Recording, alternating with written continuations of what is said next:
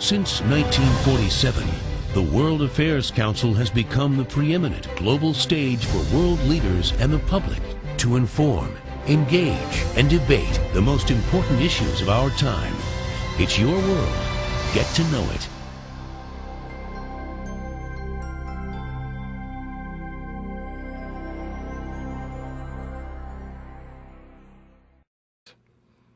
Good evening. I'm pleased to welcome you to tonight's event with Michael Scheuer. Tonight's event is co-organized by the Commonwealth Club of California and the World Affairs Council on Northern California. I am Michael Carr, a member of the Commonwealth Club Board of Governors and your chair for tonight's program. It is now my distinct honor to introduce this evening's distinguished guest, Michael Scheuer. Former Chief, I've just got a few more things to say about him. Former Chief of Staff of the Central Intelligence Agency Bin Laden Unit and author of the new book, Osama bin Laden.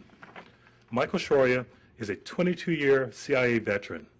During his time at the CIA, starting from 1996 to 1999, he worked at the Osama bin Laden Tracking Unit at the Counterterrorism Center and served as the chief of the bin Laden unit known as Alex Station. He then worked as a special advisor to the chief of the bin Laden unit from September 2001 to November 2004. Mr. Scheuer resigned from the CIA in 2004, and he's currently an adjunct professor of security studies at Georgetown University and a former senior fellow at Jamestown Foundation, where he regularly wrote for the Global Terrorism Analyst section of his online publication. Michael has published 4 books: Through Our Enemy's Eyes, Imperil's Hubris, Marching Towards Hell, and Osama bin Laden. Mr. Scheuer lives in Virginia with his wife and 2 children. Please, ladies and gentlemen, welcome Mr. Michael Scheuer. Thank you, sir. Good evening, everyone, and I'd like to thank the Commonwealth Club and the World Affairs Council of Northern California for having me a second time. I was here in 2008, which I suggest, or I suppose, means that Northern Californians are gluttons for punishment. I'd like to talk tonight a little bit about, a lot about Osama bin Laden, but also the role of individuals in history. I think our children, certainly my children, have been taught in school that individuals are less important than sort of anonymous forces, whether they're economic or political. And I think, if anything, bin Laden proves that any one of us with proper diligence and certainly opportunities can affect the world in a very serious way. To begin tonight, I would ask you to imagine that you're an eminent lawyer, preparing to argue a case before the Supreme Court, perhaps. And also to imagine that because you are a confident, experienced, distinguished, and usually successful lawyer, you decide to enter the court and present your argument without having troubled yourself to look up, read, and then study all of the written materials pertinent to the case. Indeed, so confident are you of prevailing that you did not even read the materials prepared for your use by your team of legal clerks. Now, this scenario is, of course, hard to imagine. A good lawyer, after all, presumably would not enter a courtroom to argue a case without thorough preparation.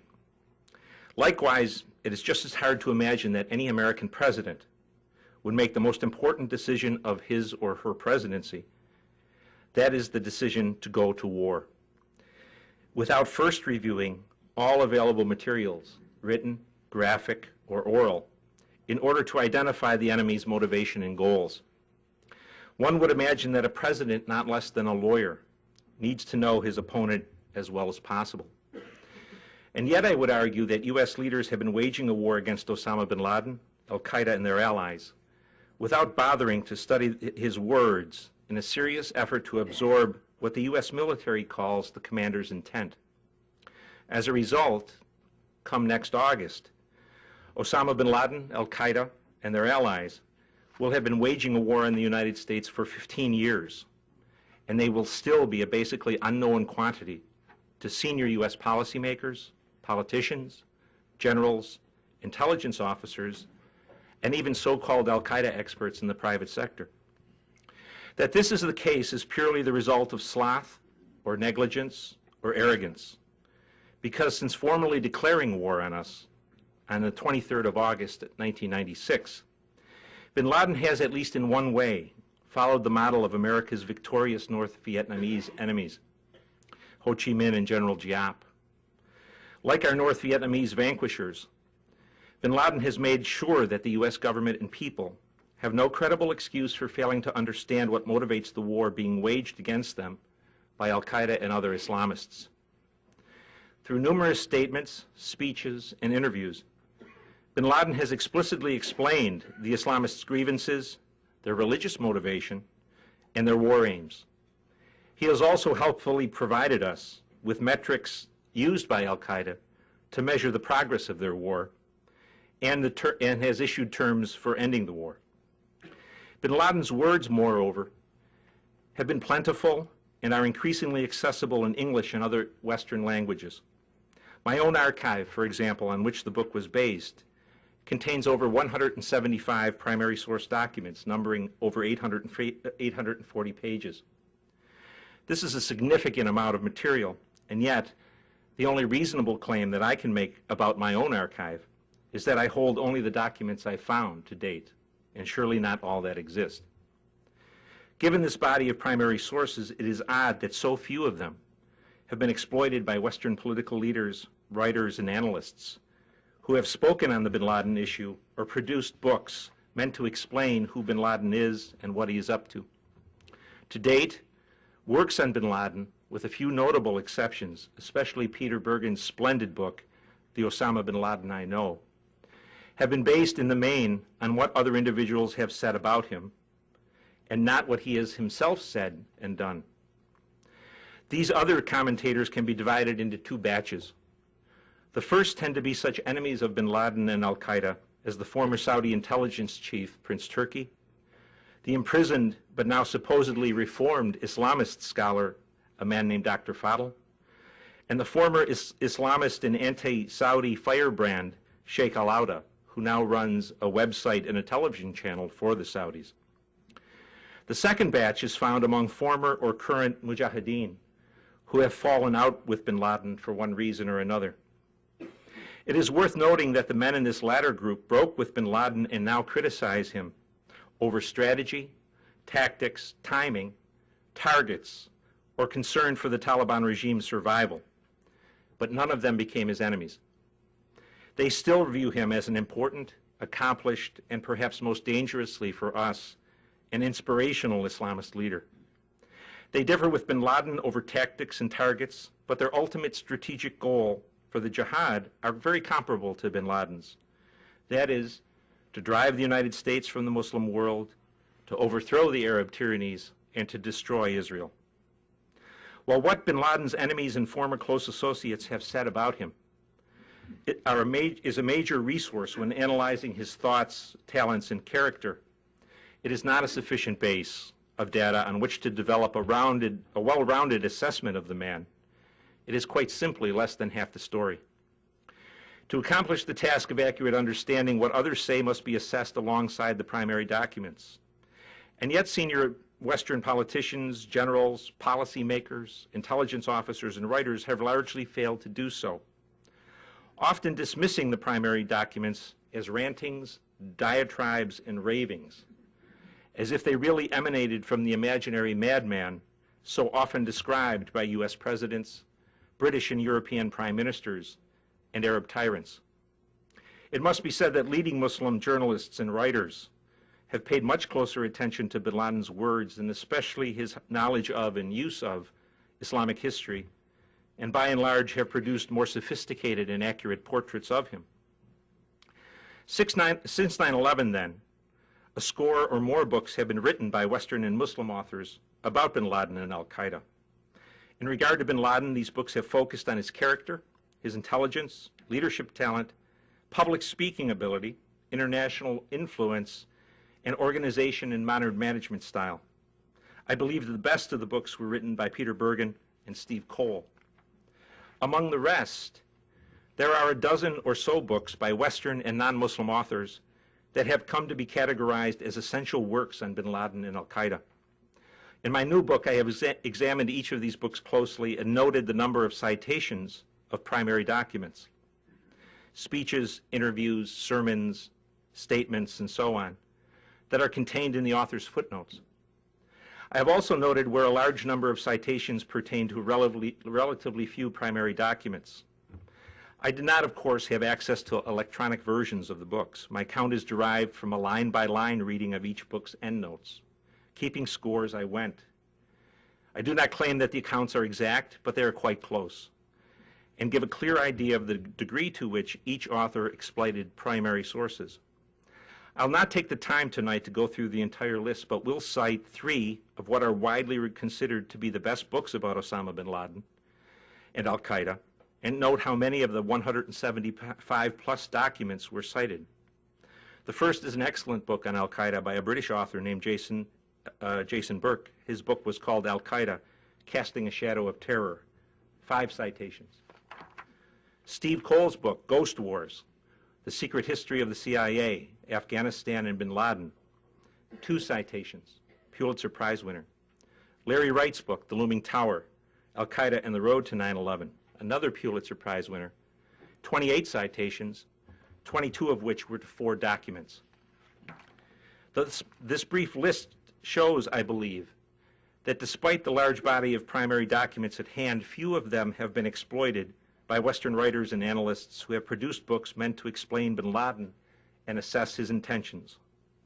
The reason for this failure is not entirely clear to me, but it seems to pivot off the reluctance of some authors and most politicians to accept that in the early 21st century, the Islamic religion can possibly be the driving force and key motivation behind our Islamist enemies. Indeed, there seems to be an unshakable presumption that secularism will eventually triumph around the world, and that only material gain, class interests, or other non-religious factors can be deemed to be real sources of motivation. In this worldview, religion is merely a cover for more measurable political, economic, and social motivations. These same individuals seem even more reluctant to face, or to at least publicly state, the fact that in the eyes of most Muslims around the world, Western policies and actions in the Islamic world are not benign and humanitarian, but are viewed as anti-Muslim and lethal. Finally, many contemporary historians, political scientists, and journalists tend to believe that the world is shaped, moved, and changed by more or less anonymous social and economic forces, be they globalization, capitalization, Marxism, or the now ubiquitous concept of hope, rather than what in a more realistic and thoughtful age were called great men. That this illogical and indeed indefensible mindset should be so strong and impervious to reality is remarkable, if not perverse, and is especially striking as we marked in the last month the 100th birthday of a truly great and world-changing American. The bulk of bin Laden scholarship, moreover, is extraordinarily presentist. When Western authors encounter thinking or mores they consider anachronistic in the modern world, they default to asserting that ideas running counter to the tenets of secularism, multiculturalism, globalization, and diversity can only be held by limited numbers of medieval, violence-prone, pseudo-Islamic thugs. The predominantly secular authors, for example, hate the absence of women's rights in much of the Muslim world, and so Islamists are always arch-misogynists. The writers also hate the motivational power of Islam across the Muslim world, a power that indeed advises violence can be necessary to defend the faith. And so the Islamists are described as distorters of their religion. Most of all, the writers fear any threat to progress, and so, notwithstanding the heart-on-the-sleeve prose used by many authors, they prefer to combat the Islamists in several rather stark ways. By maintaining a status quo that features the Western defense of Arab tyrannies. Note the creeping sense of fear and worry among Western government and media as the so-called people power rebellion they have cheer-led in Tunisia, Egypt, Yemen, Bahrain take on a more Islamic cast and a threat of violence. They also approve of efforts to impose secular democracy on Muslims, to neuter the Quran and the sayings and traditions of the Prophet, called the Sunnah, and thereby negate Islam's overwhelmingly martial doctrine of jihad. They also proceed to make claims that spreading Islamist violence is due to such bizarre and clearly wrong factors as nihilism, the lack of gender equality, gender mixing, illiteracy, and the supposed ability of one man to hijack the Quran from the remaining 1.3 billion people in his religion. A close reading of bin Laden's words would unquestionably offend the presentists' optimistic view of the secular world triumphing over superstitious religion. And so they have ignored the appeal of these words to tens and even hundreds of millions of Muslims, much to the detriment of Western security, economic vitality, and prospects for peace. Because many of the essential bin Laden-related books lack a thorough assessment of the primary documents, it is worth looking at a few of the concepts that are now accepted more or less as common wisdom about bin Laden and al-Qaeda and their war, which have emanated from the books. These pieces of common wisdom support an optimistic view of America's battle with al-Qaeda and its allies that I have found wither to inaccuracy after a comprehensive assessment of the sources. In short, there is nothing to substantiate these pieces of common wisdom in the primary documents. Let me go through several of them. First, I think we've all heard this innumerable times. Americans are hated and attacked by Islamic militants for their freedom and their lifestyle. In more than 800 pages of primary documents, there is no focus whatsoever on how Americans live and think. The focus is squarely on what the United States government does in the Muslim world. To be sure, bin Laden makes it clear that no Muslim state run by him or other Islamists would look like Canada. But neither does he rage against primaries in Iowa, women in the workplace, or after-work pictures of Sam Adams, knowing that almost no Muslim would risk his life to end these practices. This fact is perhaps the most important takeaway for ordinary Americans from bin Laden's papers, because it both lays bare how consistently they have been lied to by the last three presidents and explains why they do not understand that the enemy their nation is fighting is motivated by the impact of Washington's foreign policy in the Muslim world. And I use the lie deliberately. I use the word lie deliberately, because the data needed to expose the lie is so easily accessible that the U.S. bipartisan political leadership, so many of whom were educated in the Ivy League, have no ground for claiming ignorance. Their knowingly false description of the motivation of America's Islamist enemies may be politically expedient, but it most certainly is a lie that will ultimately lead to spiraling defense costs, domestic violence in the United States, severely curtailed civil liberties, and an endless war with Islam. The second piece of common wisdom is that bin Laden's mind was shaped by the most radical modern Islamic theorists, men such as the Egyptian Sayyid Qutb. Qutb is a theorist of jihad that made war look like a Hobbesian war of all against all, and he is seen in the West as the principal shaper of bin Laden's thought and actions. Larry Wright's Pulitzer Prize winner spent an entire chapter at the beginning of the book explaining Qutb's impact on bin Laden. But in the corpus of bin Laden's own work, there is not a single quotation from any of Qutb's works, nor does bin Laden ever mention the man's name. That bin Laden accepts some of what Qutb said is clear. Excuse me, I'm sorry.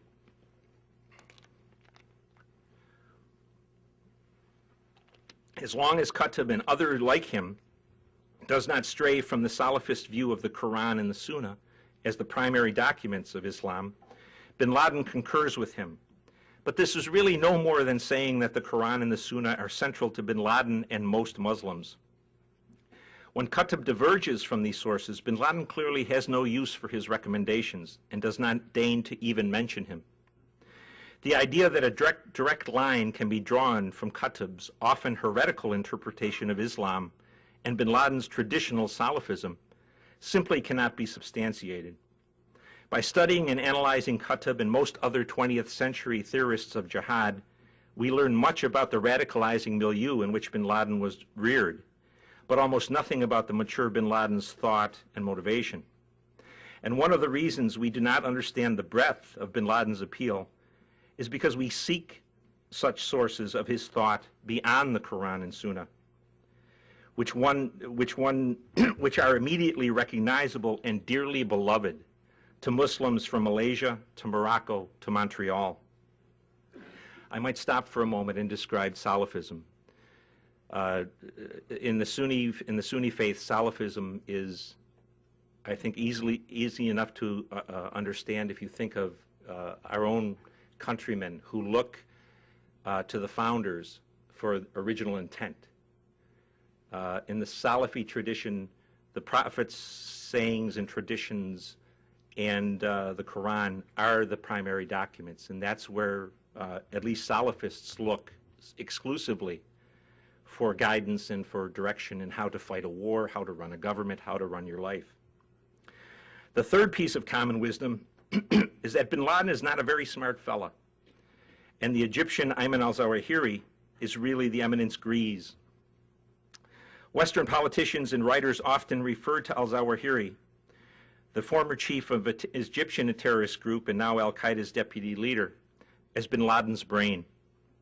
An examination of bin Laden's work, however, reveals no significant impact by the Egyptian on his thought or his rhetoric. Indeed, such an assessment clearly delineates how far bin Laden has drawn Zawahiri away from his original positions and strategy. Before joining bin Laden, for example, al-Zawahiri opposed attacks on the United States and championed attacks first on Egypt and then on Israel.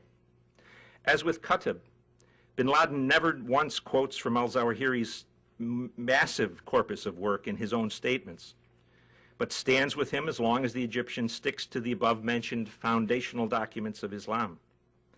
It is worth noting that bin Laden appears to have little use for self-taught Islamic scholars, like the English major Qutb, the surgeon al-Zawahiri, or the Egyptian electrician turned Islamic theorist Muhammad al-Faraj.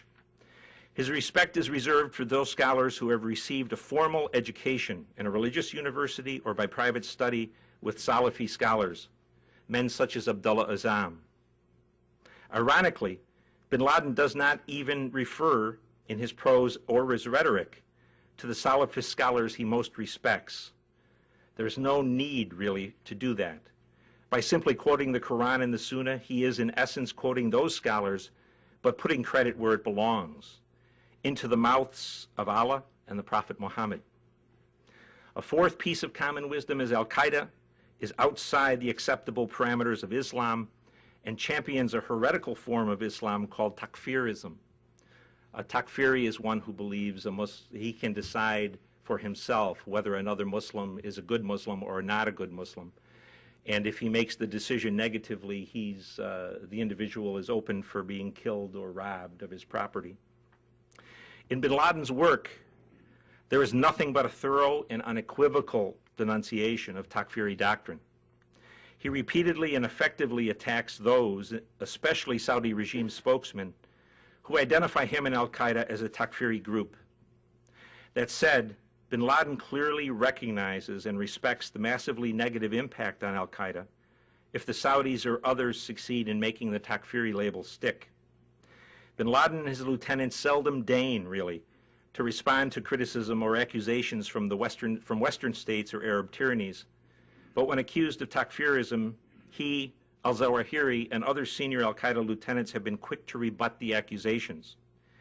Bin Laden clearly and accurately foresees oblivion for al-Qaeda and its allies if the Muslim masses come to believe that they are indeed Takfiris. His concern is evident in that he twice used public statements to implicitly apologize to all Muslims for the Takfiri behavior of a man named Abu Musab al-Zarqawi, al-Qaeda's late leader in Iraq, and to assure Muslims that such actions would not occur again, and to publicly and explicitly order all al-Qaeda fighters to avoid Takfiri actions.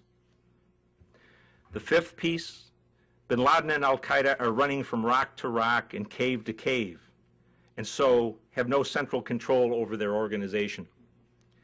To test this claim, let's again look at the just mentioned and now dead al-Qaeda chief in Iraq, Abu Musab al-Zarqawi. As noted, al-Zarqawi's murderously Takfiri behavior in Iraq has been the only potentially fatal strategic threat to al-Qaeda since 9/11. Indeed, if the U.S. military did not kill him, al-Qaeda would have found a way to dispose of him, either by promoting him to a position where he could not command fighters or by killing him themselves. Indeed, the relative ease with which U.S. interrogators claim to have elicited al-Zarqawi's location from a captured close associate is astounding and raises the possibility that al-Qaeda directed the man to allow himself to be captured and then provide targeting data during his interrogation. Aside from this substantial but temporary damage done by al-Zarqawi to al-Qaeda's position in Iraq and to the group's Muslim world standing, bin Laden's handling of what can be called the al-Zarqawi problem demonstrated his indirect management style. Always avoiding public disputes with lieutenants and allies is always a priority. And the continuing hierarchical nature of al-Qaeda and its ability to command forces outside of Afghanistan and Iraq. Bin Laden did not take on al-Zarqawi in public, but assigned that job to al-Zawahiri and another senior figure known only as Atiyah, to bring al-Zarqawi back on al-Qaeda's non-Takfiri reservation. He stressed that al-Zawahiri did so in a measured but clearly pointed manner.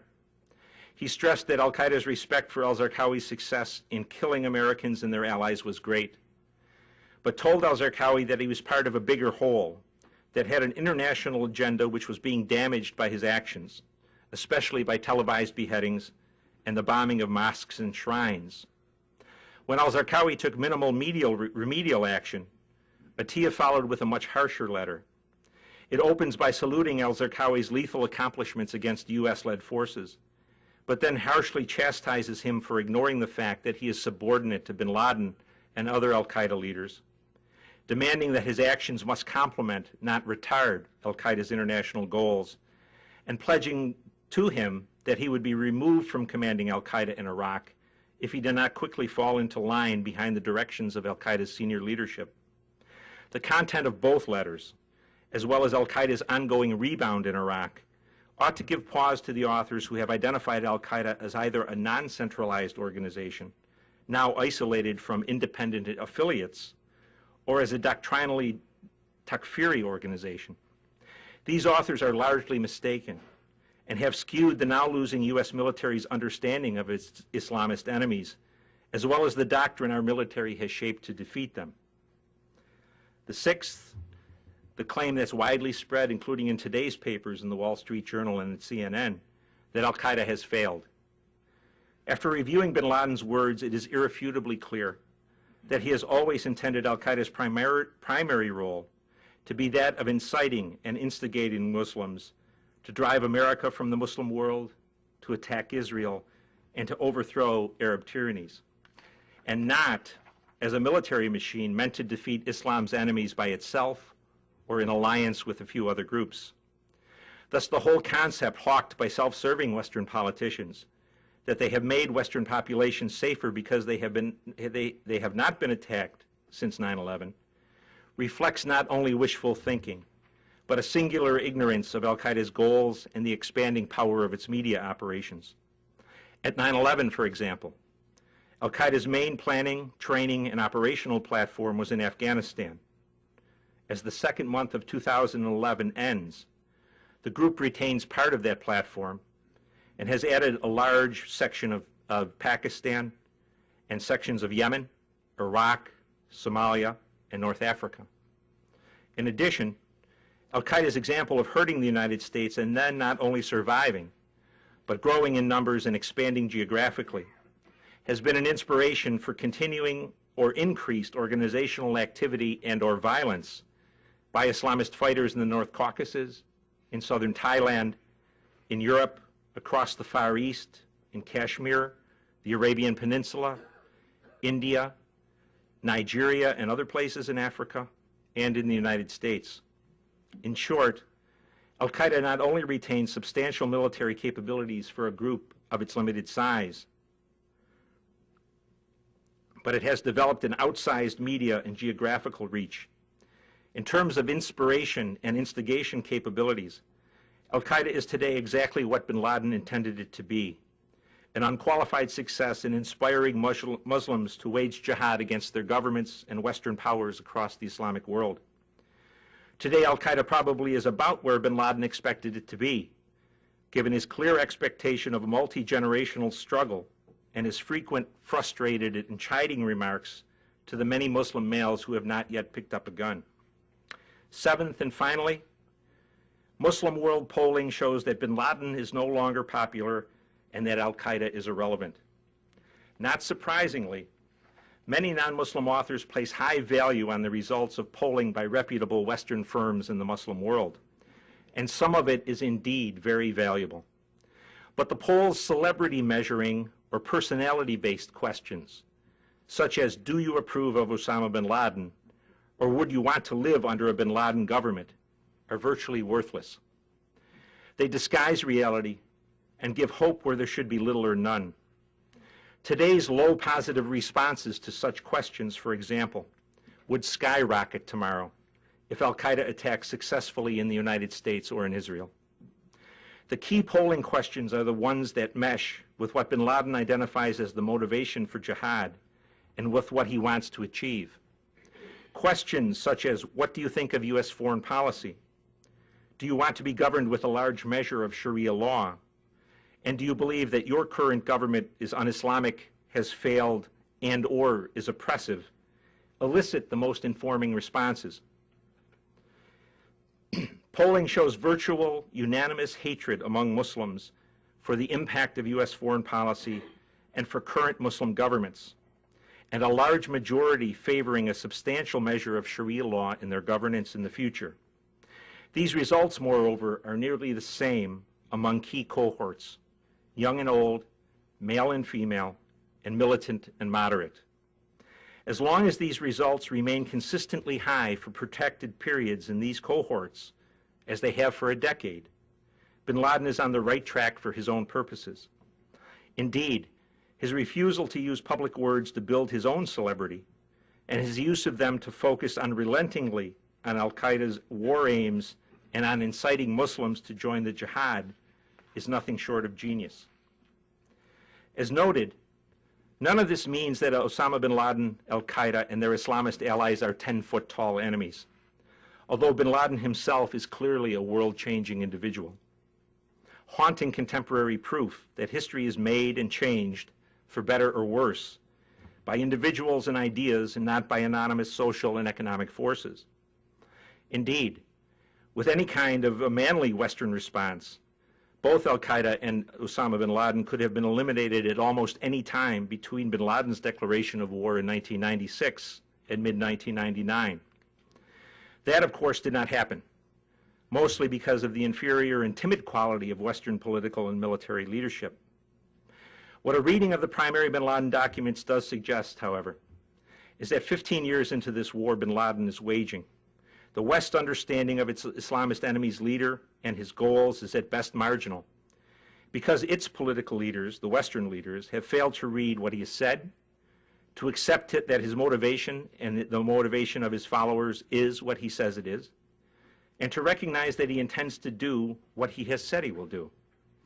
This reality is especially troubling as there is no doubt that the U.S., British, and other Western intelligence services have provided their elected and civil servant superiors with detailed analyses of bin Laden's words ever since he declared war, and that these analyses surely contradict, if not ridicule, the popular "they hate us for our freedom" mantra still often stated by political leaders.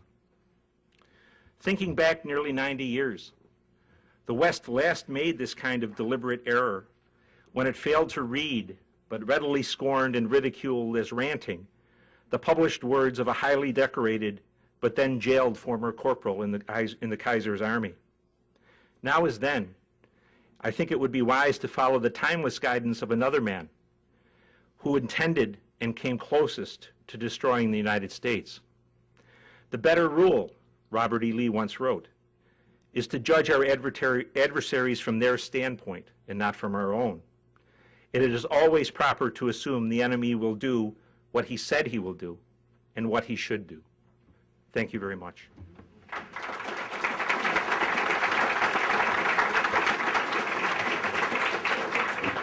And I do apologize. I have a sore throat and I've been talking a lot, so I'm sorry about the skips.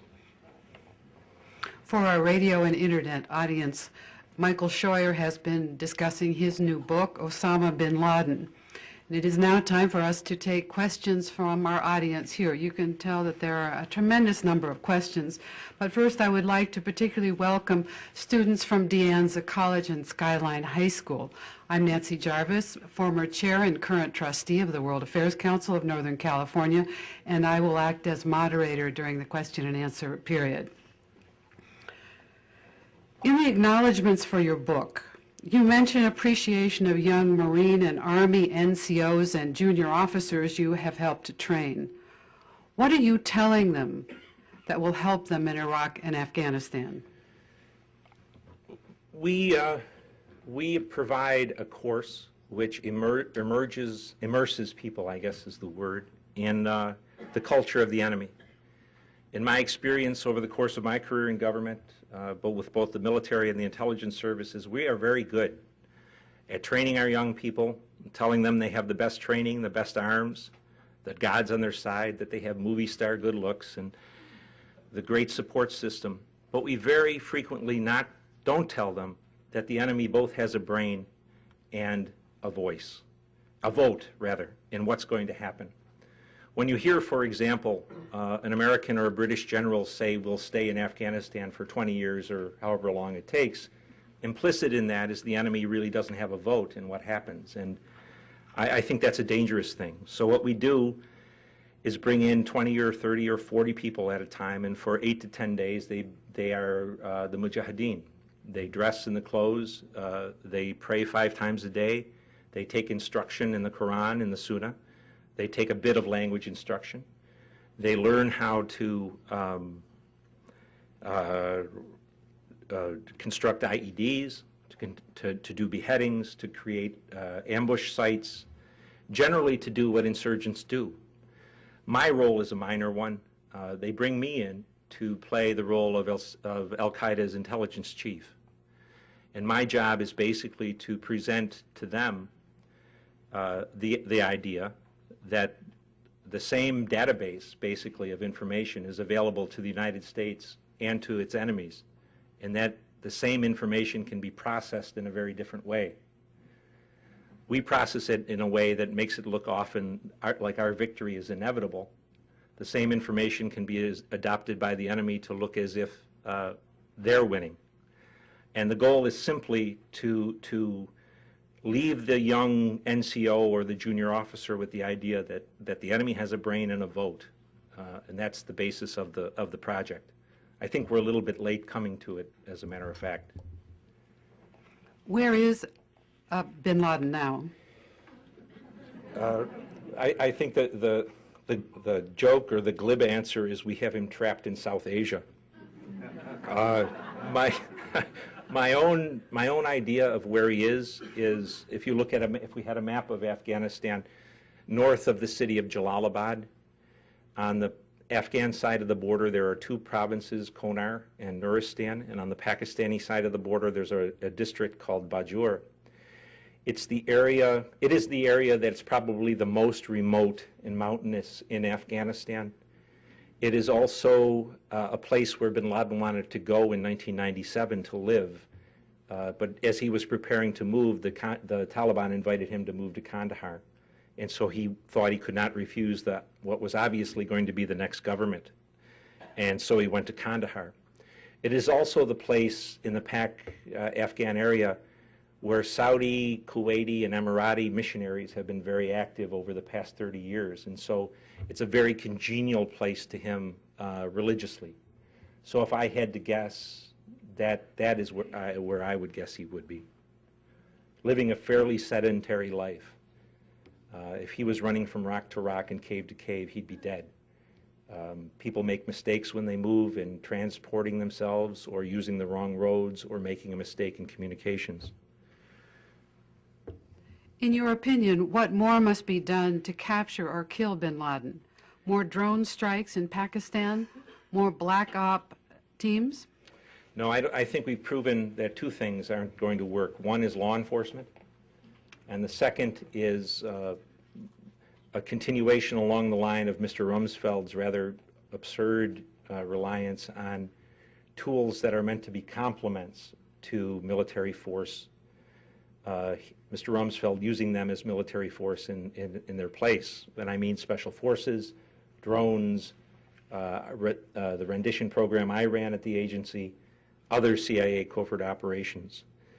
I think the primary reason we don't have bin Laden is because our men and women in uniform in Afghanistan have been treated, I believe, very much with the dirty end of the stick. We have 100,000 soldiers and Marines in Afghanistan. 1 in 3 are shooters. So we have 33,000 combat troops in a country bigger than Texas that has the highest mountains on earth. Their jobs are to keep Karzai in power, to help build a democracy, to rebuild the economy, to build a transportation and communications infrastructure from scratch, to defeat the Taliban, to eradicate the world's largest and most violent heroin industry, and in their spare time go after bin Laden and al-Qaeda. I would suggest that we don't have enough troops in that country right now to do one of those things, let alone all 7 of them. So I think that's probably the main reason why bin Laden is alive. He also lives among people who admire him as a hero in religious terms. And he lives with tribes who once accept you as a guest will defend you with their lives. So if you add all those things up, I think it would be a surprise that if we did get him. Why is democracy so disdained by al-Qaeda? I don't think it's disdained by just al-Qaeda. I think it's disdained in most of the Muslim world if you're talking about a secular democracy. The entire Muslim world has no separation between church and state. And I think the mistake is not that they disdain it, but that we expect it to take hold in a place, whether in 10 years in Afghanistan or 18 days in Egypt. If I can digress for a moment, I think it's emblematic of our shipwreck of an educational system that what we have accomplished here in North America basically over 800 years since Runnymede in 1215, we expect to be able to plug into Egypt or Afghanistan or Iraq in 6 days or 6 weeks or 6 decades. I think it's more our expectation of people turning away from a faith toward an alien ideology that makes you question the worth of our educational system. One would have thought Mr. Bush should have been laughed out of the office by suggesting we could give a CD-ROM with our experience on it to Karzai or Maliki and say, here you go, set up a new Chicago or whatever. It's an absurd idea. Democracy, let me say, democracy in Islam, legislation governing laws are God's responsibility, not man's. In democracy, of course, in our country, we decide by vote or by human participation in making laws. And so the idea that democracy is the voice of the people making law really usurps from God his role, his responsibility. Which is more important, that bin Laden be captured or that he remain free to focus the public's fears of terrorism? I think it's important that he dies. I don't think we want to capture him. I hope we learned from the example of Saddam that when you find the hole in the ground, you throw a grenade and then ask if everybody's okay. The idea of having him speak on CNN or Al Arabiya or Al Jazeera for 3 years from the Southern District of New York is vastly undesirable. I think he's not alive to keep scaring Americans. What our politicians do that. in both parties. They've done it at least for the last 4 presidencies. What I've tried to explain tonight in some stammering way, and hopefully more fluently in my book, is that what our presidents have told us have been lies.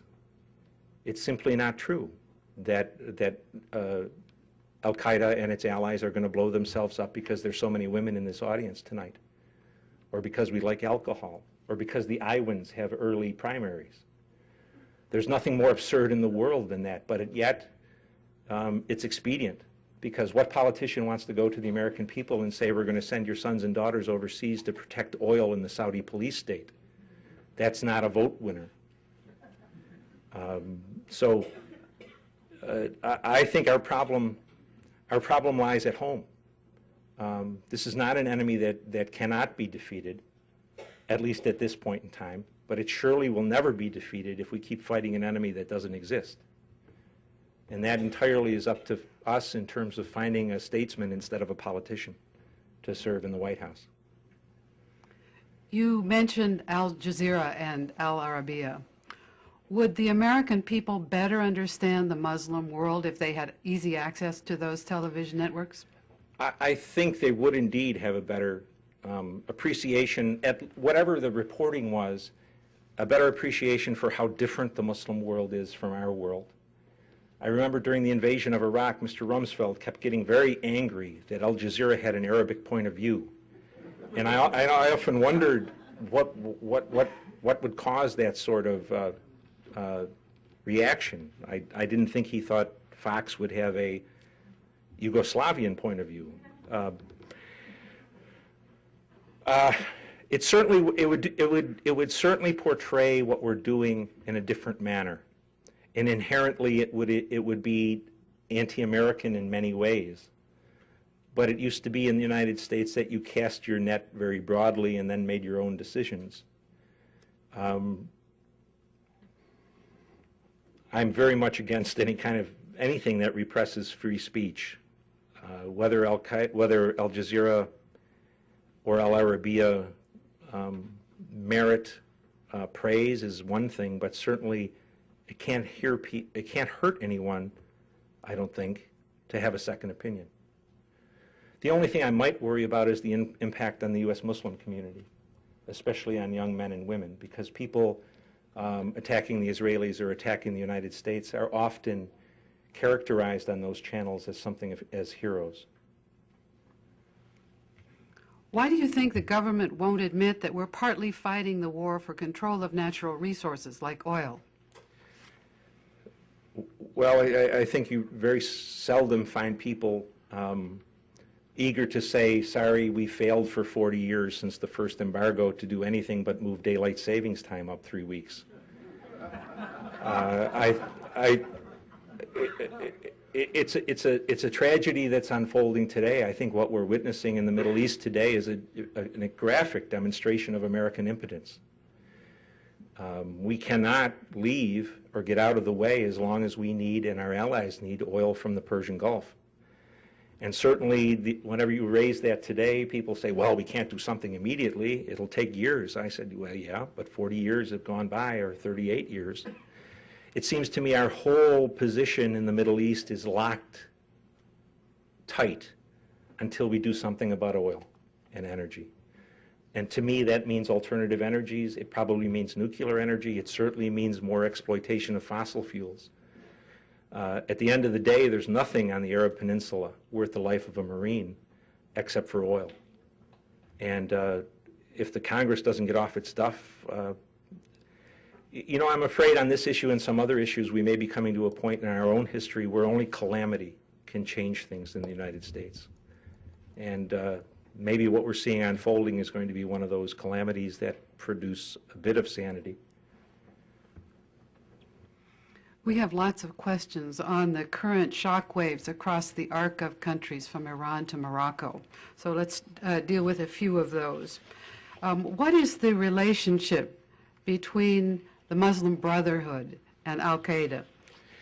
The relationship has been a very rocky one because the Brotherhood moderated its language and also made dormant its military apparatus. which was taken especially by Zawahiri as a traitorous sellout to Mubarak. Of course, in order to exist in Egypt and not be shot by Mubarak, they had to temper their rhetoric and they had to put their military forces in a dormant state. But the Brotherhood is an old established firm. Its goals are much like Al-Qaeda, to spread Islam or to return Islam to power in the Middle East. It has chapters in virtually every Middle East country. It's been active in most European countries, Canada and the United States, for the past 35 or 40 years. It is indeed an organization like the Saudi government that is an offensive organization in the sense of deeming the world a project to turn into an Islamic globe, much more offensive and I think subversive certainly than Osama bin Laden, who is in many instances a defensive fighter. But the Brotherhood at the end of the day is a very effective organization and will have a say, or more than a say, in whatever comes next in Egypt. And it's always, frankly, it's been hard for me to discern how much of a difference there is between the Brotherhood and Al-Qaeda, or is it primarily a war between al-Zawahiri, who hates the Brotherhood, and the Brotherhood? You disagreed with the commentary that Al-Qaeda has been sidelined by the uprisings, but there are several more questions from the audience on that. How do you expect bin Laden and his followers to react to what is currently happening in Egypt and elsewhere in the Middle East? How will the uprising in North Africa, specifically Egypt, as Mubarak is often a target of scrutiny, impact Al-Qaeda's narrative? I've written that the reaction of bin Laden and Al-Qaeda, if it's allowed in the strictures of their religion, could be described as the happy dance. The two main enemies that Al-Qaeda identified in 1996 did not include the United States. The United States was simply in the way. Their main enemies are Israel and the tyrannies that govern the Muslim world. And so when I read the Wall Street Journal or Peter Bergen this morning at CNN, and somehow this unrest in the Muslim world has made Al-Qaeda irrelevant, I have to wonder, either I'm completely wrong or they are a bit off the mark. Take Egypt, for example. Mubarak was the most potent, the most effective anti-Islamist organization in the Muslim world. He's gone. Whoever takes his place is going to be, by definition, I think, because nothing has developed in Egypt in terms of political parties except for the Brotherhood, is going to be a weaker government. It's going to be influenced, at least influenced, by the Muslim Brotherhood, and therefore it's going to be less friendly toward the Israelis. It probably will not initially break the treaty, but it's not going to be as effective or want to be as effective in controlling the border with Gaza.